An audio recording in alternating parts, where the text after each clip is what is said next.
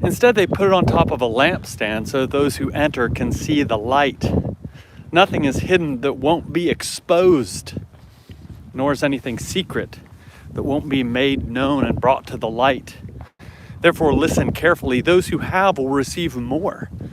But as for those who don't have, even what they seem to have will be taken away from them. Jesus' mother and brothers came to him, but were unable to reach him because of the crowd.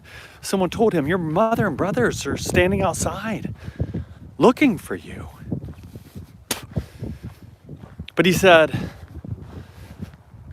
"My mother and brothers are those who listen to God's word and do it." Jesus and his disciples boarded a boat. He said to them, "Let's cross over to the other side of the lake." So they set sail. As they were sailing, he fell asleep. Gale-force winds swept down upon the lake. The boat was filling up with water, and they were in danger. So they went and woke Jesus, shouting, "Master, Master, we're going to drown." But he got up and gave orders to the wind and the violent waves. The storm died down, and it was calm. Jesus said to his disciples, "Where's your faith?" Filled with awe and wonder, they said to each other, "Who is this? He commands even the wind and the waters, the wind and the waves, and the wind and the waters, and they obey him." Jesus and his disciples sailed to the Gerasenes land, which was across the lake from Galilee. As soon as Jesus got out of the boat, a certain man met him. The man was from the city and was possessed by demons. For a long time he lived among the tombs, naked and homeless.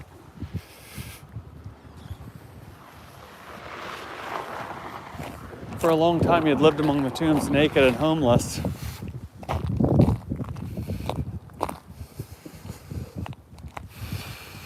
When he saw Jesus, he shrieked and fell down before him. Then he shouted, "What have you to do with me? With us, with me, Jesus, Son of the Most High God, I beg you, don't torture me." Jesus said this because he had already commanded the unclean spirit to come out of the man. Many times it had taken possession of him so that he would be bound with leg irons and chains and placed under guard. But he would break his restraints, and the demon would force him into the wilderness. Jesus asked him, "What's your name?" Jesus replied, the man replied, "Legion." "Legion," he replied, because many demons had entered him. The demons pleaded with him not to order them to go back into the abyss.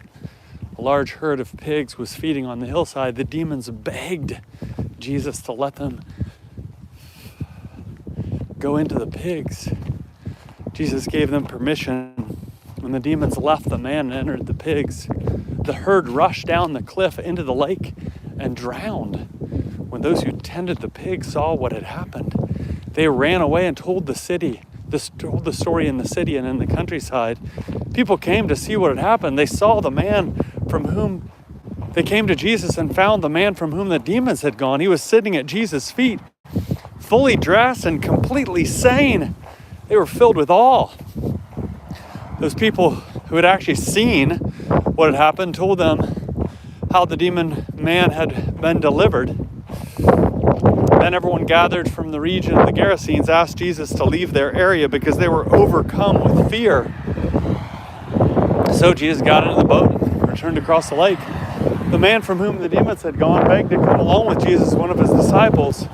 But Jesus sent him away, saying, "Return home and tell the story of what God has done for you."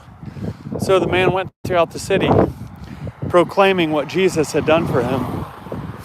When Jesus returned, the crowd welcomed him, for they had been waiting for him. A man named Jairus, who was a synagogue leader, came and fell at Jesus' feet.